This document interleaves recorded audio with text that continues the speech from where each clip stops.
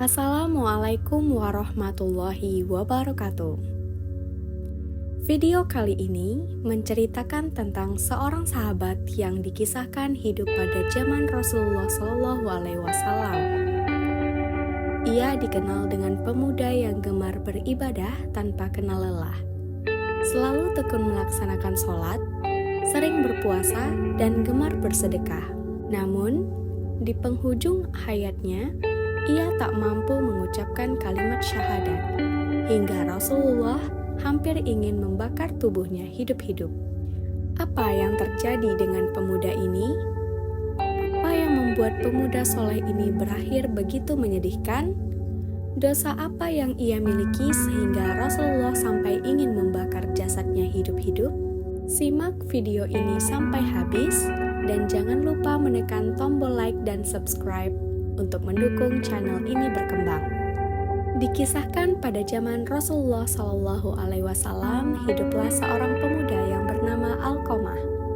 Semasa hidupnya, ia merupakan seorang hamba yang terkenal soleh di zaman Rasulullah SAW. Selalu melaksanakan sholat, berpuasa sunnah, dan selalu bersedekah. Ia tinggal dan hidup hanya bersama ibunya. Ayahnya sudah lama meninggal, dan kehidupannya pun hanya tergolong keluarga berkecukupan dan tidak kaya. Alqamah sangat menyayangi ibunya, begitu pula dengan sang ibu sangat menyayangi putranya.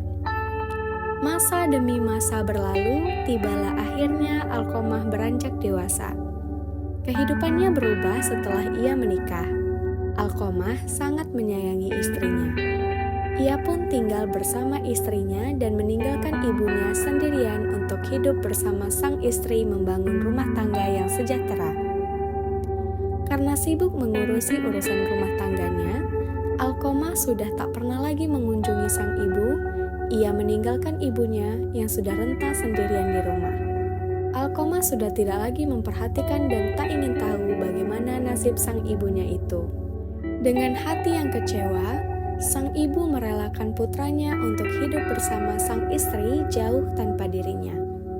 Beberapa kali sang ibu ingin menemui putranya, namun Alqamah selalu beralasan sibuk dan tak pernah membantu nafkah apapun kepada sang ibu.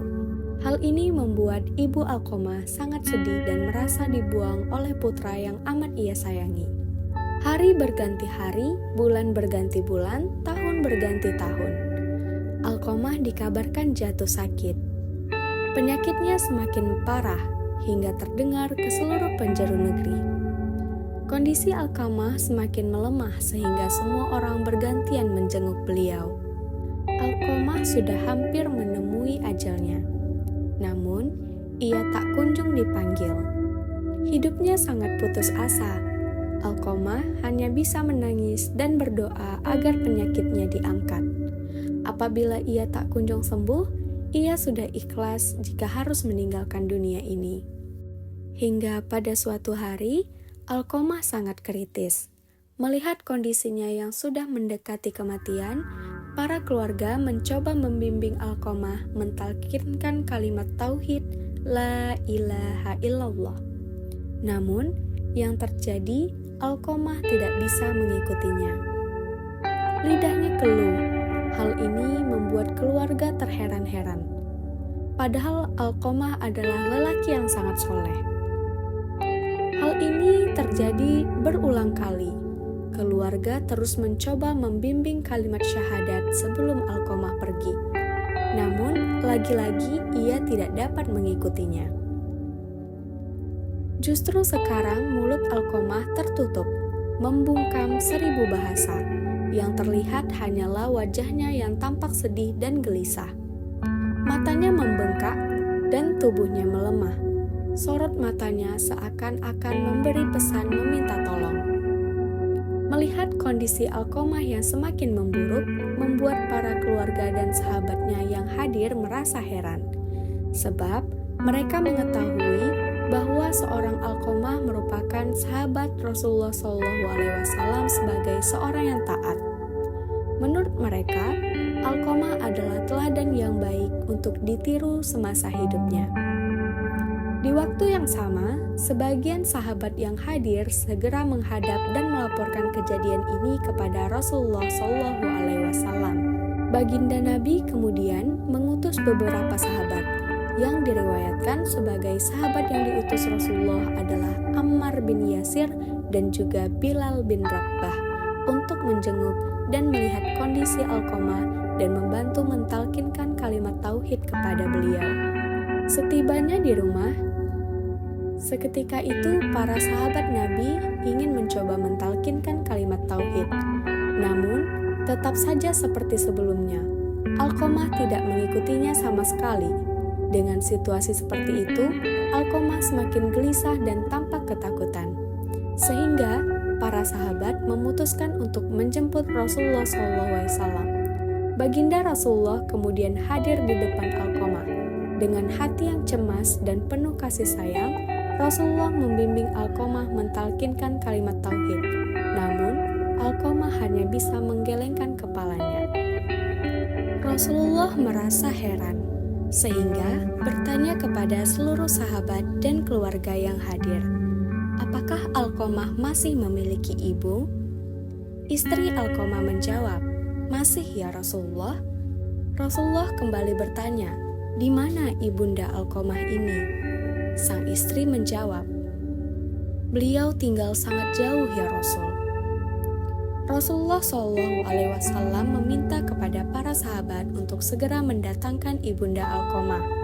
Setelah tiba, Nabi Muhammad SAW bertanya kepada ibunda mengenai hal ihwal tentang Alqamah. Sang ibu kemudian menceritakan seluruhnya kepada baginda Rasul dengan perasaan sedih dan kecewa. Dengan berat hati, sang ibu memaafkan putranya mengingat Alqamah sedang sangat kritis. Dan ibunya tidak tega untuk menyimpan rasa kecewa mendalam kepada anaknya berlarut-larut.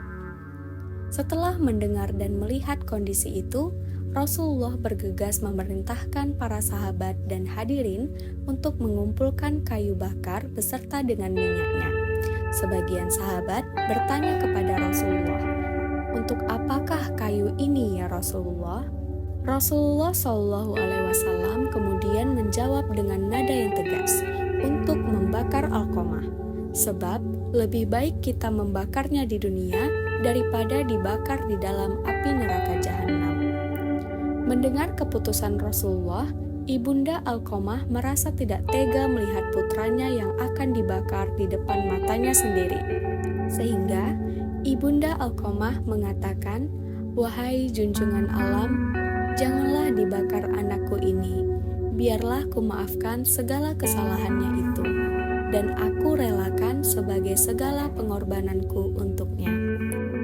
Lalu ibu Alqamah berkata kembali, "Wahai Rasulullah, jadilah saksi beserta para malaikat dan seluruh kaum muslimin yang hadir di sini. Aku telah meridhoi anakku, yakni Alqamah." Rasulullah pun berkata kepada Bilal, "Wahai Bilal, jenguklah Alqamah dan lihatlah apakah dia sudah bisa mengucapkan syahadat atau belum. Mungkin ibunya mengucapkan sesuatu tidak berdasarkan keinginan hatinya lantaran malu kepadaku." Bilal pun berangkat. Ternyata dia mendengar Alqamah dari dalam rumah mengucapkan La ilaha illallah.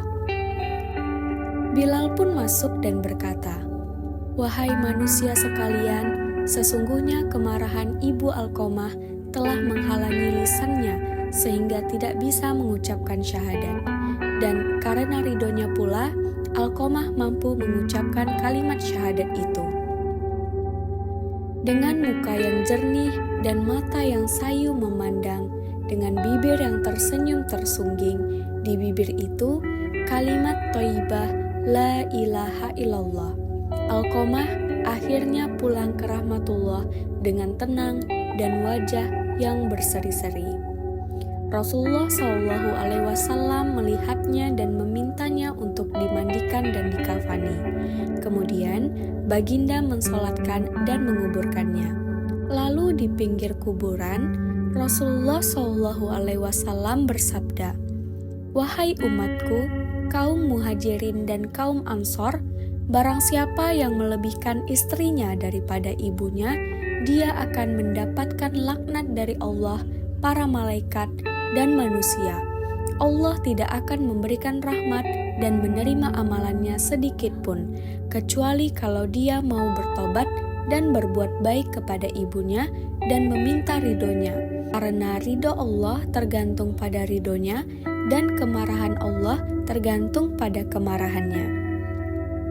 Wallahu a'lam bishawab.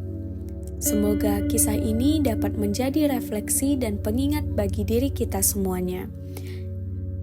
Jangan lupa untuk klik tombol like jika Anda menyukai video ini, dan bagikan video ini jika bermanfaat. Jangan lupa untuk subscribe atau berlangganan, serta nyalakan lonceng notifikasi untuk kisah-kisah Islamiyah lainnya. Wassalamualaikum warahmatullahi wabarakatuh.